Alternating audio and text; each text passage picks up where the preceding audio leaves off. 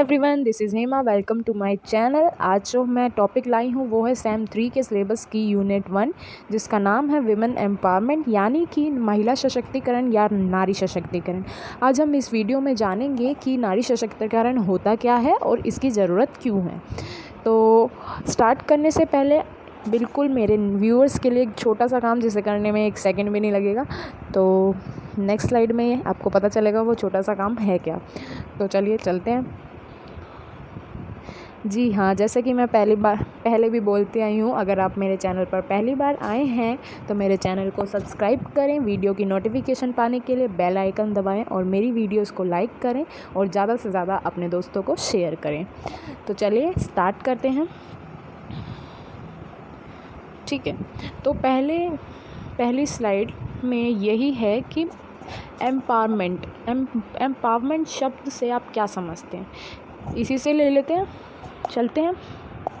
तो सशक्तिकरण से तात्पर्य व्यक्तियों और समुदायों की आध्यात्मिक, राजनीतिक, सामाजिक और आर्थिक ताकत में वृद्धि से है। व्यक्तियों और समुदाय, इंडिविजुअल और ग्रुप्स की आध्यात्मिक, स्पिरिचुअल, राजनीतिक, पॉलिटिकल, सामाजिक, सोशल और आर्थिक, इकोनॉमिक स्ट्रेंथ में वृद्धि करना।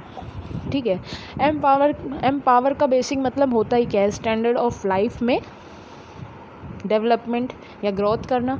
ठीक है, तो और बिल्कुल ही सिंपल डेफिनेशन चाहिए आपको, तो इसके नीचे वाली डेफिनेशन और पढ़ लेते हैं। तो एम्पावरमेंट जो है एक बहुआयामी प्रक्रिया है, मतलब मल्टी डायमेंशनल प्रोसेस है, जो लोगों को अपने स्वयं के जीवन पर नियंत्रण हासिल करने में मदद करते हैं। मतलब लोग अपने जीवन पर कंट्रोल पा सकते हैं, उसमें ये मदद कर सकते हैं। ठीक है, तो विमेन एम्पावरमेंट क्या होता है। विमेन एम्पावरमेंट शुरू करने से पहले अगर आपको ये याद हो तो महात्मा गांधी ने एक लाइन बोली थी, तो याद होगी, मैं बताती हूँ आपको कि एक नारी का विकास होगा तो ऑटोमेटिकली हमारे राष्ट्र का भी विकास हो जाएगा। ठीक है, तो इसका मतलब यही था कि अगर आप घर में ही नारी का विकास करते हैं तो ऑटोमेटिकली साथ समाज का या फिर राष्ट्र का भी विकास होगा, क्योंकि एक नारी अपने पूरे परिवार का विकास करती है और ऐसे ही सारी नारियां अपने परिवार का विकास करेंगी तो ऑटोमेटिकली पूरा राष्ट्र का ही विकास हो रहा है ना। तो यही था। इसमें हम एक बार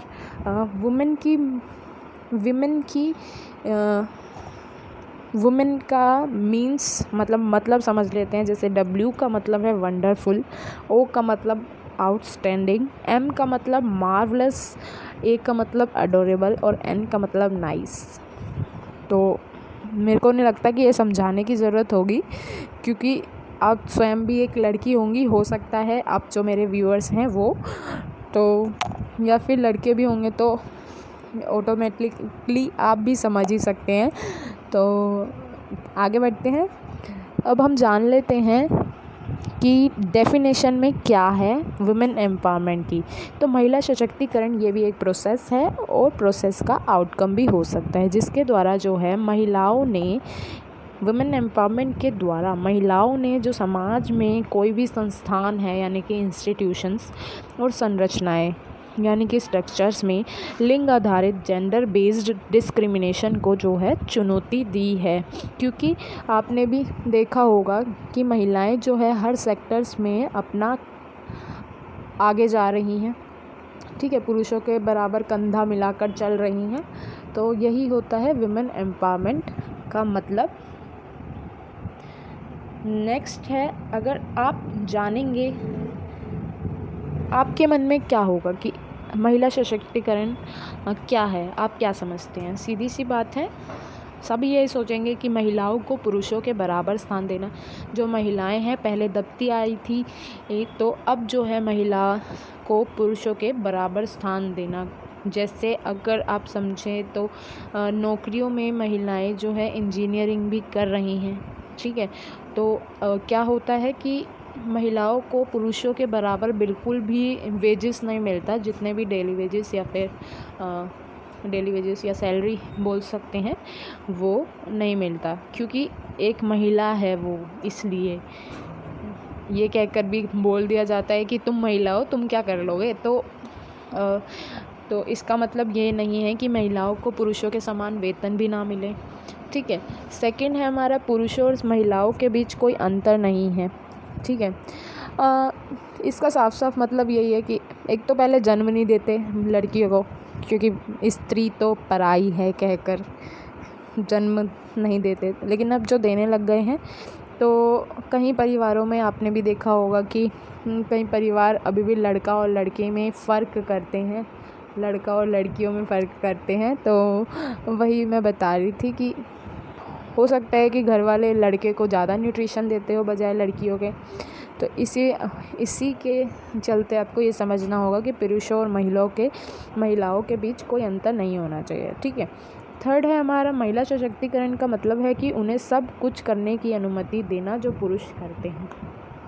सब कुछ करने की अनुमति, लाइक आप अगर एक गर्ल हैं तो आपके पेरेंट्स ये बोलते होंगे कि 7 बजे के बाद घर नहीं आना, या फिर वो लड़का है बाहर घूम सकता है 10 बजे के बाद, तुम नहीं घूम सकती क्योंकि तुम लड़की हो,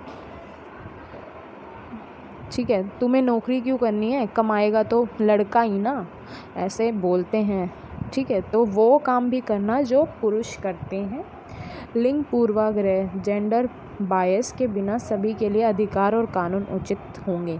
इसमें मतलब अगर लड़के के लिए जो कानून है वो लड़कियों के लिए भी हों और उन्हें पूरा अधिकार हो, उनके लिए उनके राइट्स जो हैं वो पूरी अच्छी तरह से काम आने चाहिए, ठीक है। अब नेक्स्ट है, स्लाइड में है हमारा महिला सशक्तिकरण के 5 प्रमुख घटक, ठीक है। इसमें क्या है, प्रमुख घटक का मतलब आप समझ ही गए होंगे, इम्पोर्टेंट फैक्टर। तो इसमें पहला है हमारा महिलाओं के आत्म मूल्य की भावना महिलाओं में। तो इसमें क्या होता है कि जैसे महिलाओं में जो है सेल्फ़ वैल्यू की बहुत कमी होती है, वो कुछ मतलब अपने को कुछ समझती नहीं है। जैसे ऐसे ही अगर एक वो लें, एग्ज़ाम्पल लें, तो आपने देखा होगा कि घर में सबसे आखिर में हमारी मम्मी ही खाती हैं, या फिर हो सकता है कुछ बचा हुआ खाना भी वो खाती हैं, लेकिन ऐसा होना नहीं चाहिए, बल्कि उन्हें पहले खाना देना चाहिए, क्योंकि आगे विकास हो सकता है हमारे राष्ट्र का, इसलिए, ठीक है। अपनी वैल्यू ही नहीं होती तो महिला जो है अपने आप को कुछ नहीं मानती है ना। और ये भी है कि महिला जो है शुरू से ही डिपेंडेंट होती है, तो वो अपनी वैल्यू करेगी भी क्या, है ना। पहले वो शादी से पहले अपने पिता के घर पर डिपेंड होती है इकोनॉमिक रूप से, और शादी के बाद अपने पति के रूप से, अगर उसका पति उसे नौकरी करने नहीं देता तो, ठीक है। अवसरों, सेकंड है हमारा विकल्प चुनने और निर्धारित करने का उनका अधिकार। मतलब महिलाओं को विकल्प चुनने, लाइक अगर हम सोचें कि कुछ पेरेंट्स होते हैं जो महिलाओं को अपने आगे हायर स्टडीज़ करने के लिए नहीं जाने देते, या फिर कोई नौकरी की चॉइस हो कि उसे रात की ड्यूटी करने में मज़ा आता है, तो वो नहीं करने देते, क्योंकि रात को सेफ़ नहीं होती लड़कियां, ये मानते हैं। और उसको बिल्कुल डिसाइड करने का उनका अधिकार होना चाहिए, ये बिल्कुल ठीक है, ठीक है। अब अवसरों और संसाधनों तक पहुंच का उनका अधिकार, मतलब थर्ड यही है कि महिलाओं को भी अपॉर्चुनिटीज़ देनी चाहिए जैसे लड़कों को मिलती है, जैसे इंजीनियरिंग करने का, है ना। और अगर देखा जाए तो जैसे फायर ब्रिगेड में जो नौकरियां होती हैं वो लड़कियों को बहुत कम प्रेफरेंस मिलता है, या बहुत कम लड़कियां होती हैं जो करना चाहती हैं वो, लेकिन उन्हें भी कभी कभार अवसर नहीं मिलता और वो पीछे रह जाती हैं, ठीक है। और कुछ संसाधनों तक पहुँच, जैसे शुरू में अगर गांव में कुछ लड़कियां का जन्म होता है तो हो सकता है कि उसे पढ़ाए ना, और ये बोल दिया जाए कि घर में ही बैठो, ठीक है। फोर्थ है हमारा घर के भीतर और बाहर दोनों जगह, मतलब इंटरनली और आउटर, अपने स्वयं के जीवन को नियंत्रण करने की शक्ति पाने का उनके अधिकार। देखो वही बात है कि अगर महिला घर में रह रही है तो उसको वो अपने जीवन में कुछ भी करे वो उसका अधिकार है, ठीक है। और बाहर अगर नौकरी करती है तो उसे भी वो अधिकार होगा कि अपने जीवन पर को कैसे कंट्रोल करना है, वो किस टाइम से घर आएगी या किस टाइम पर खाना खाना है, कुछ भी हो उसका अधिकार है, ठीक है। अब फिफ्थ है हमारा राष्ट्रीय और अंतर्राष्ट्रीय स्तर पर अधिक सामाजिक और आर्थिक व्यवस्था बनाने के लिए सामाजिक परिवर्तन की दिशा को प्रभावित करने की उनकी क्षमता। राष्ट्रीय, नेशनल, अंतर्राष्ट्रीय, इंटरनेशनल स्तर पर लेवल अधिक सोशली और इकोनॉमिक व्यवस्था बनाने के लिए सामाजिक परिवर्तन की दिशा। इसका मतलब यही है कि जो नेशनल और इंटरनेशनल लेवल है उन पर जो है ज़्यादा से ज़्यादा जो है उनकी क्षमता बढ़ाना, समाज में ऐसे परिवर्तन करना कि महिला जो है अपने लिए कदम उठा सके, ठीक है। तो ये जो 5 पॉइंट थे ये महिला के आर्थिक क्षेत्र पर लागू होते हैं, क्योंकि महिला जो है शुरू से ही, मैंने पहले भी बताया है, क्योंकि महिला जो है शुरू से ही डिपेंडेंट होती है। उसे इंडिपेंडेंट बनाने के लिए ये 5 आर्थिक क्षेत्र थे, ठीक है, जहाँ महिलाओं को सशक्तिकरण, इकोनॉमिक रूप से जो सशक्तिकरण है वो प्राप्त हो सकता है। उनकी कानूनी स्थिति, मतलब जो भी लॉज बनते हैं वो भी महिलाओं के लिए उचित हों, सही से बनाए जाएं, या जैसे पोक्सो एक्ट है वो भी बहुत ही अच्छा बना हुआ है, ठीक है। अधिकारों को मजबूत करना, उनके जो भी राइट्स हैं उनको और स्ट्रेंथन करना, ठीक है। आर्थिक निर्णय लेने में उनकी आवाज़, मतलब जो भी इकोनॉमिकली जो डिसीज़न होते हैं उनके, उनमें जो है उनको शामिल करना और ऐसे ही पार्टिसिपेशन बढ़ाना। क्योंकि ऐसा होता है कि कुछ जो महिलाएं हैं वो जॉब कर रही होती हैं तो उनका जो घर में जैसे डिसीज़न लेने वाले जो प्रमुख होते हैं तो उनमें वो भी आनी चाहिए, क्योंकि घर चलाने का जो कार्य है वो भी उसमें सेम कंट्रीब्यूशन कर रही है, ठीक है। तो ऐसे ही है, महिलाओं के आर्थिक अवसरों का विस्तार करने का मतलब है, अगर आर्थिक इकोनॉमिक रूप से महिलाओं के जो आर्थिक अवसर जो हैं वो बढ़ा दिए जाएं तो उसमें क्या क्या आ सकते हैं, जैसे बहुत रोज़गार मिले, महिलाओं को एम्प्लॉयमेंट दी जाए, व्यवसाय को शुरू, अगर महिला कोई अपना बिजनेस खोलना चाहते हैं तो उसे शुरू करने और बढ़ाने में महिलाओं को समर्थन करना चाहिए, या उनका मैनेजमेंट करने में समर्थन करना चाहिए। और जो भी ये उद्यमशीलता वाले कौशल्स हैं या कोई जो स्किल्स हैं जो अपने बिज़नेस को बढ़ा सकती हैं वो उनका अपने अंदर जो है निर्माण करें या सीखें, ठीक है। वित्तीय क्षेत्र, अगर महिलाओं को पैसे के लोन चाहिए तो उन्हें वो मिले, वित्तीय सेवाएं और उत्पादों की एक प्रभावी पहुंच हो, मतलब उनको हर रूप से इंडिपेंडेंट बनाने के लिए, मतलब आर्थिक रूप से इंडिपेंडेंट बनाने के लिए पहुंच हो, ठीक है। और उनकी जो अधिक आजीविका जो है वो सुरक्षित हो, ठीक है। अगर आप इसमें ऐड करना चाहें तो आप इसमें टाइप्स ऑफ वुमेन एम्पावरमेंट जो है ऐड कर सकते हैं, जिसमें जो टाइप्स है वो है social women empowerment, legal women empowerment, economic women empowerment और पॉलिटिकल वुमेन एम्पावरमेंट।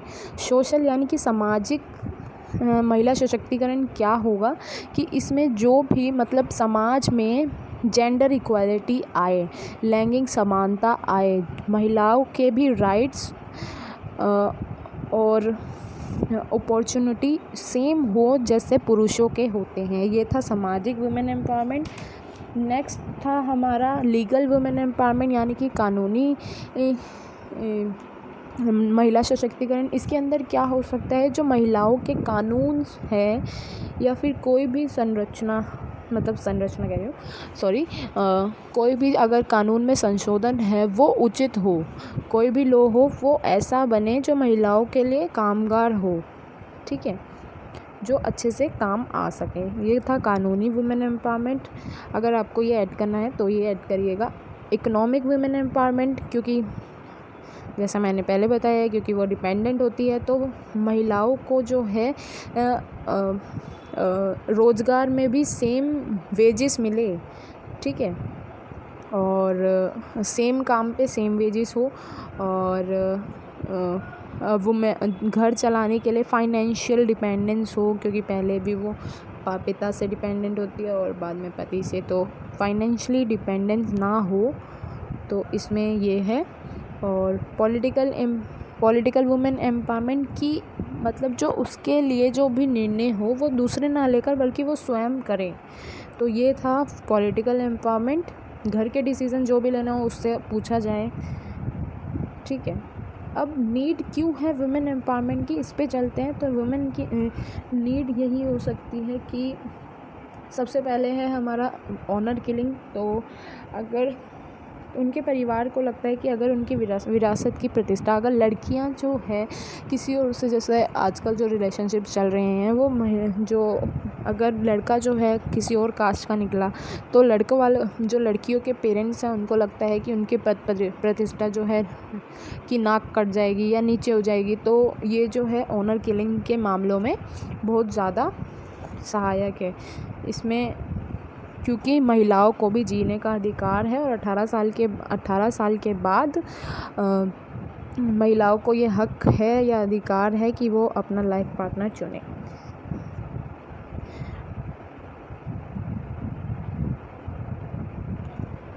ठीक है। सेकंड है हमारा शिक्षा और स्वतंत्रता। देखो जैसे जैसे महिला शिक्षा की प्राप्ति करती जाएगी, जितनी भी हायर एजुकेशन लेगी, ठीक है, महिलाओं को जॉब मिलेगी, ठीक है, जॉब मिलेगी तो पेरेंट्स भी होंगे तो पेरेंट्स भी कहेंगे ठीक है बेटा अच्छी बात है कमा, ठीक है। इसी के चलते वो स्वतंत्र भी हो जाएंगी क्योंकि वो खुद कमा रही है और खुद पर खर्च कर रही है, इसकी वजह से वो स्वतंत्र हो जाएंगे, ठीक है। तो यही था सेकंड नीड कि शिक्षा भी हो, उन्हें शिक्षा दी जाए ताकि वो स्वतंत्र भी हो सकें, ठीक है। थर्ड है हमारी घरेलू हिंसा।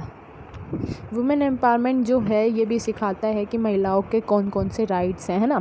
तो अगर पति जो है, महिला जो है अपने घर में घरेलू हिंसा का शिकार होती है तो महिलाओं को ये पता होगा कि उसके लिए कौन से कानून हैं, तो उनका शिकार होने से बच सकती हैं, ठीक है। ये थी हमारी नीड।